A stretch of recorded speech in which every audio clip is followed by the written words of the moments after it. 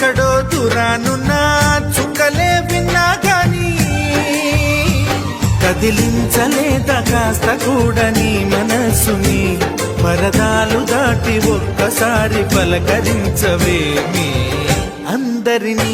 ఇలా వెంటపడి అడగాల సరదాగా నువ్వే ఎదురైతే సరిపోదా నిద్రపోతున్న రాత్రి నడిగా గుటికి చేరిన గువ్వల నడిగా